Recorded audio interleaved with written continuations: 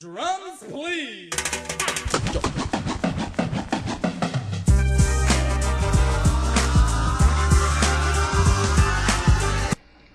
Hello, fellow YouTubers. It's me. I'm retrofan94, and this is my retro review. And this is my retro reviews. Today's episode will be I will be doing my retro review on movies from the 80s, as you already know on the title. Well, to first start off, since this is one of my favorites, I decided to start it off from 1980 with the sequel to the hit movie Star Wars, the hit 1977 film Star Wars, Episode 5, The Empire Strikes Back.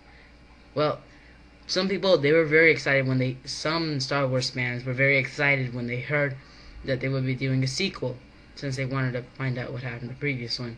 And as we all know, it came out with a shocker that Darth Vader is Luke's father.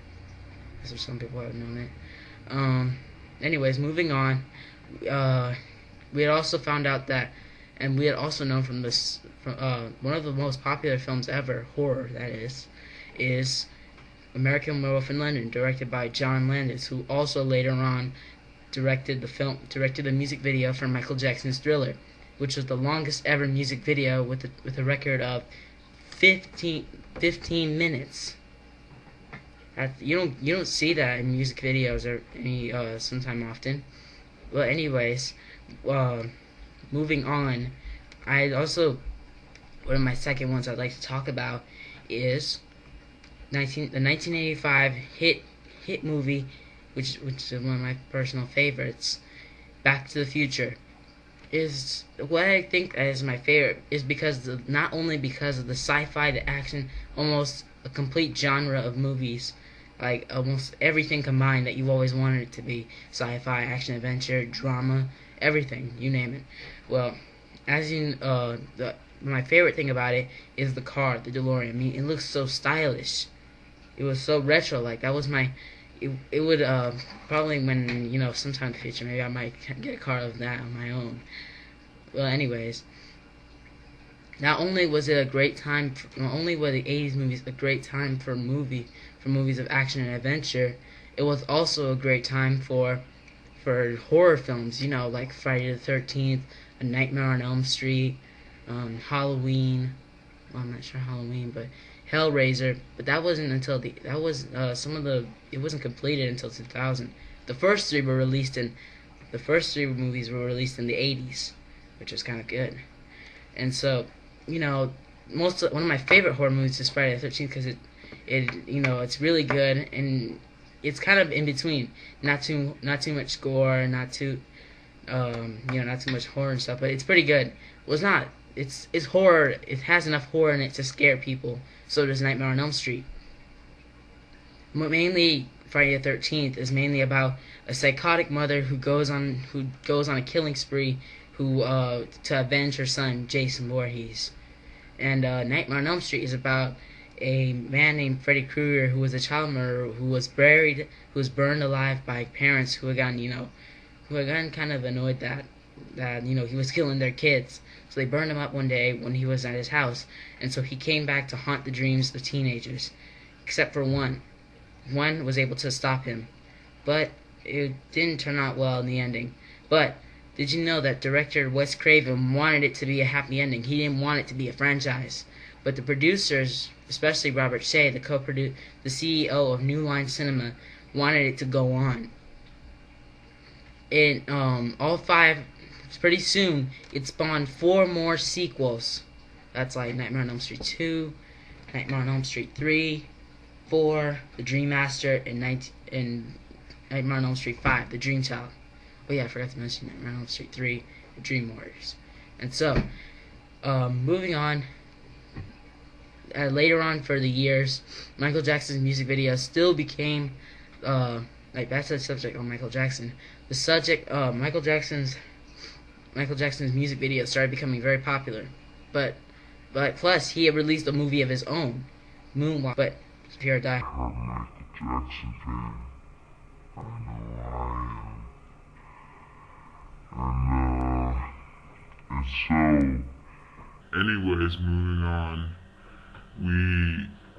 you know, bottom line, the 80s were a great time for movies. Not only will 80s movies be successful, they'll still stay successful. There's always it being released on DVDs and always show special featurettes and stuff. I mean, the movies of then can't be remade as it is now because if they remade the movies of then, it would just plain suck. I mean, really. I mean, we've already. I mean, if you would have. Plus, it was also a time to. It was also a time for two more sequels of Rocky, of the hit Academy Award winning film Rocky, Rocky 3 and 4 had been released. The most popular one, Rocky 4, was ever so successful. It was the second best film next to the first one. I mean, it was pretty good. I mean, who would have not thought of seeing Rocky Balboa go against a 2,000-pound puncher named Ivan Drago, and he was a really tough guy. I mean, Apollo had called him out, but like even though he was retired, he still came back to fight once more in the ring, and eventually Apollo died. I mean, Rocky was shocked. Everyone in the theaters was shocked. I mean, this is the first time a main character next to Mickey, Mick, Rocky's trainer, and the third one who had died earlier. And Rocky just was so mad that two of his friends were killed. I mean, like he already avenged one of his. Now it was time he was gonna avenge his second one, his friend Apollo, avenge his second friend Apollo. And so he set out the day.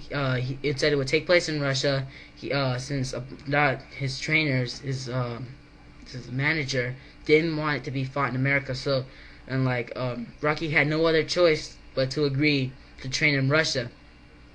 And that's where we get that montage of which one, home style training while Drago's going through all these machinery thingies.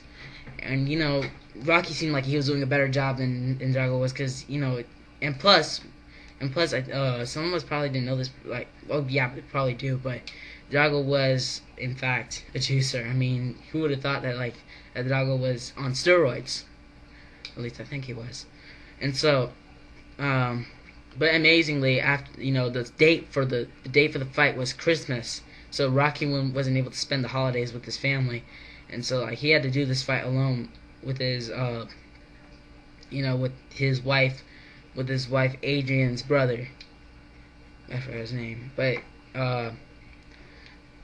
he managed to have won. I mean, Rocky could have who knows, Rocky was strong. It's turns out Rocky's more stronger than him. And I forgot to mention Rocky 3. I mean, this took place after Rocky's fight with Apollo Creed. I mean, this was before Apollo was retired, but he was a really good guy. I mean, Apollo, after finding out the feud with Clubber Lang, look, Rocky had soon become popular after his second fight with Apollo Creed, and so his franchise was everywhere. I mean, he had everything, and his Adrian's brother was getting really jealous of him. I mean, he got so mad he had punched out a pinball game of him, and so he got sent to prison, but Rocky bailed him out since he was rich now. And when they unveiled a statue of him out there, this guy played by Mr. T, his first ever role,